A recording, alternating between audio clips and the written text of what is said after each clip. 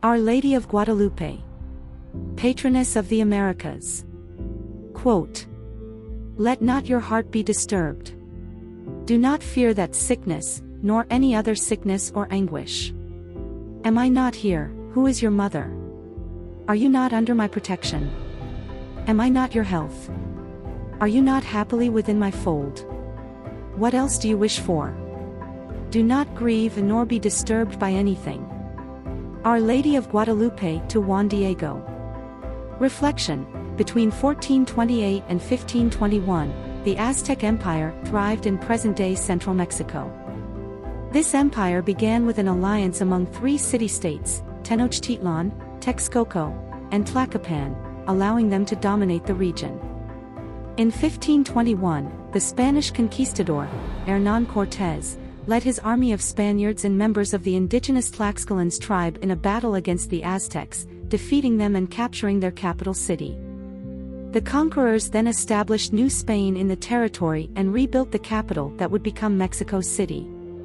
Over the next 10 years, Franciscan missionaries arrived on Spanish ships to serve the spiritual needs of the new settlers and to share the gospel with the natives. Understandably, many of the natives were skeptical of this new faith, since the Franciscans were also Spaniards. Many of the Spanish settlers oppressed the natives, despite ongoing attempts by the missionaries to convince the settlers to treat the natives with respect and charity. Despite the challenges, some natives began to convert, receive baptism, and seek ongoing catechesis. Among the first converts to the Catholic faith were a peasant named Cuauhtlatotzin and his wife. Upon receiving baptism around the year 1524, they were given the Christian names Juan Diego and Maria Lucia. In 1527, Bishop Juan de Zumarraga, a Franciscan from Spain, was named the first bishop of New Spain and arrived in Mexico City a year later. He immediately began strengthening efforts to serve the Spanish settlers, share the gospel with the natives, and ensure that the settlers and soldiers treated the natives with respect. After their baptisms, Juan Diego and Maria Lucia began to practice their faith as they continued their formation. Most records indicate that Maria died around the year 1529. Juan grew in his faith, and some extended family members also converted. On December 9, 1531, Juan Diego's life was forever changed, and the Mother of God immediately strengthened the missionaries' efforts. Juan was walking some distance to the nearby city of Tlatelolco early in the morning so he could attend daily mass and catechism class. As he passed by Tepeyac Hill, a heavenly woman appeared to him. She appeared as a mestiza woman, a mixture of Spanish and indigenous heritage, with dark-toned skin and long black flowing hair. Behind her was an oval of beaming rays that resembled the sun. She was clothed in a rose-colored robe with a blue-green mantle, adorned with gold stars and a golden edge. On her protruding womb was a bough with a four-petal floral design that depicted abundant new life. She wore a black tassel above her womb, which was an Aztec indication of pregnancy. She was standing on a crescent moon held by an angel. Her general appearance was one of great sanctity, peace, gentleness, and high nobility. As soon as she appeared, she spoke to Juan in his native Nahuatl language, referring to him affectionately as Juanito, Juan Dieguito, my little Juan, my dear Juan Diego, and lovingly introducing herself to him as the ever-Virgin Mary, the Mother of God. She told Juan that she wanted a church built on that very spot in her honor and instructed him to inform Bishop Zumarraga of her request.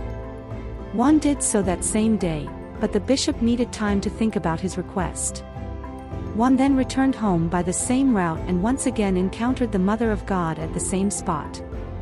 He regretfully informed her that the bishop did not agree to her request and humbly suggested to her that she pick someone more important for the task so that the bishop would more easily agree. Smiling, the Blessed Virgin Mary informed Juan that he was her chosen one and that he should return to renew her request to the bishop. The following morning, December 10th, Juan did as the Mother of God had asked. He returned to the bishop's residence and informed him that the Virgin Mary appeared a second time, renewing her request. This time, the bishop appeared to be more open and told Juan that if the Mother of God appeared to him a third time, he should ask her for a sign so the bishop could be certain that the request came from her. While returning to his home, the Virgin Mary appeared to him a third time at the same spot, and Juan informed her of the bishop's request. The Mother of God agreed to meet that request and instructed him to return to her at their meeting spot the following day. The next day, Juan's uncle, Juan Bernardino, came down with a sudden and severe illness, so Juan remained with him all day and was unable to go to meet his Heavenly Mother. Very early the next morning, Juan Bernardino's condition worsened, so Juan Diego set off for the city to ask a priest to come to anoint him. Because he was in a hurry and feared being delayed by the Mother of God, Juan took an alternate route to the city, but the Mother of God appeared to him on that route. When Juan informed her of his uncle's illness, the Mother of God exclaimed with love, "Am I not here, I who am your mother?" She assured Juan that she had already cured his uncle, which was confirmed when Juan arrived home to his uncle, who informed Juan that he, too, had experienced an apparition of the Mother of God who healed him. In the meantime, the Mother of God asked Juan to climb a hill where he would find roses that were not in bloom that time of year. He did so, picked them, and returned to her. She rearranged the roses in his cloak, tilma, and told him to go to the bishop and show him the roses as proof for him. So Juan set off for the bishop's residence. After arriving, Juan remained waiting for a long time. When he was finally announced and entered the bishop's residence, he opened his tilma and poured the roses on the ground, telling the bishop that they were the sign he asked for. As he did so, the Mother of God imprinted her image on Juan's tilma, just as she had appeared to him. The bishop fell to his knees and venerated her. The bishop kept Juan's tilma in his chapel until he built a chapel in compliance with the wishes of the Mother of God. Bishop Zumarraga led an elaborate procession to the new Tepeyac Hill Chapel, where he enshrined the tilma on December 26, 1531. Juan was so transformed by the experience that he successfully requested permission from the bishop to build a hut nearby and live as a hermit and guardian of the image. From that time on, Juan's prayer life grew deep and his virtues became continuously more pronounced. The story spread rapidly among the Aztec peoples of every tribe, and many came to venerate the holy image, while Juan Diego offered hospitality and further details that inspired many conversions. The tilma itself is believed to be miraculous for many reasons. The cloth on which the image is imprinted is made from cactus and normally disintegrates after about 15 years. The tilma, however, is now almost 500 years old and is in perfect condition. The image itself does not appear to have been painted by human hands. There are no brush marks, and it has remained vibrant over the years without fading.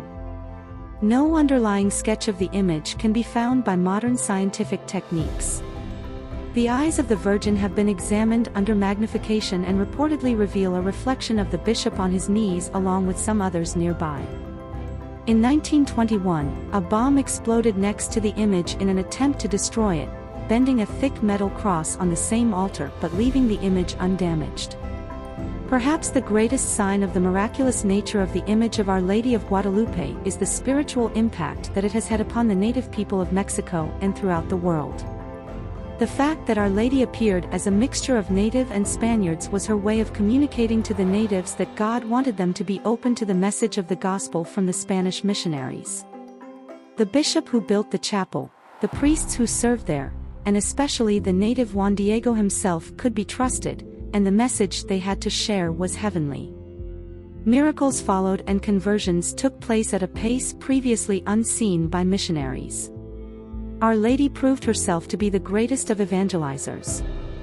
Her appearance as a mixture of Spaniard and indigenous also sent a message to the Spaniards that they needed to treat their new neighbors as family.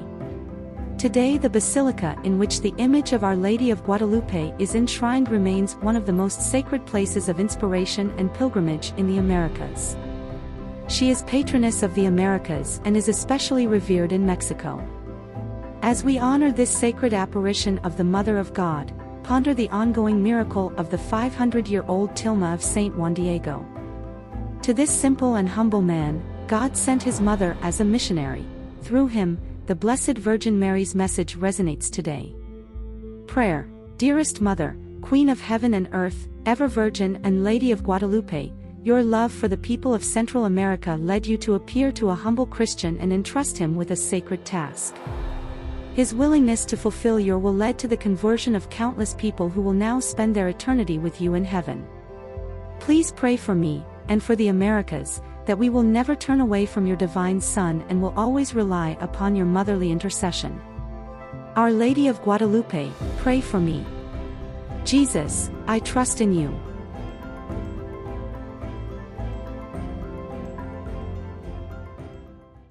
Please subscribe